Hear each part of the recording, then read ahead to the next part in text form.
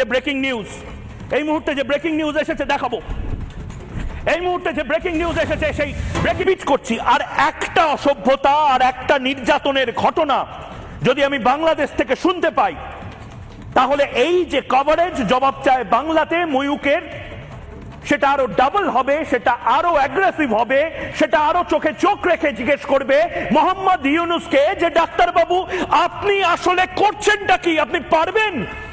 এই শালার ছাগল, এই ছাগল না বললে কাজ হবে না। এই শালা একদম রাম ছাগল। এই শালা একটু পর পরই একটু করে ভিডিও বানাই বাংলাদেশকে নিয়ে, মৌলবাদী এই করছে ওই করছে, ডক্টর ইউনূস কি পারবে কি পারবে না। আর ডাক্তার আর ডক্টরের মাধ্যমে যে এর একটা আছে, ডাক্তার কাকে বলে আর ডক্টর কাকে বলে, এটাই যে ছাগল জানে না তাকে বানিয়েছে সাংবাদিক। ভারত এতই কি হয়েছে যে মূর্খরে বানাইছে সাংবাদিক।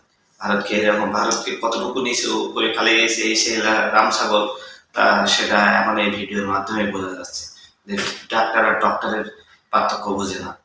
এই আছে এখানে এখন সাংবাদিক। আরে কত বড় রাম ছাগল দেখেন, শুধু দিন দিন করে নাচে, এখান থেকে মেরে ওই সাইডে দেয়, ওখান থেকে মেরে এই সাইডে দেয়। কিরে ভাই, সংবাদের তো এভাবেই চলে না। সংবাদ আগে যখন পড়তো টাইমিং করে উপস্থাপন করতো, আগামীকাল দুপুর 4টা থেকে ঝড়ের পূর্বাভাস লক্ষ্য করা যাচ্ছে, কাল সূর্য এমন সব উত্তরণ করা, এরকম এরকম কাল বেলা থাকতেও পারে না থাকতেও পারে, এমন ভাবে সংবাদটা করতে হবে। এই ছাগল দেখেন শুধু নাচে, শুধু নাচানাচি করে, এখান থেকে এই দেখুন দেখুন মৌলবাদী কি করছে এইগুলো।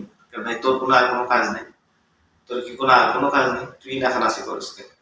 তোর এই দেশে, ভারতে বর্তমান কলকাতায় আরজিকর হাসপাতালে যে মমিতা নামে একটা মেয়ে ধর্ষিত হলো, ওই তোর তো নিউজ করতে দেখলাম না। এতে তোর মাথা কোনো ব্যথা নেই? দেশ গায়েব হয়ে যায়, তুই পড়িয়ে আসল বাংলাদেশ নিয়ে, বাংলাদেশের কিভাবে পিছন মারতে পারছে এটা দিয়ে না। শালা রে শালা, তোরে আমি এখন গালি দিলাম না, ঠিক আছে? তুই এটা আস্ত বদমাইশ, তুই সচেতন হ, না হলে এই 20 কোটি বাঙালি তোর পিছন দিকে চাপ দিয়ে দিল, বুঝছস? মূর্খর বাচ্চা মূর্খ, তুই এখনই ভালো হয়ে যা।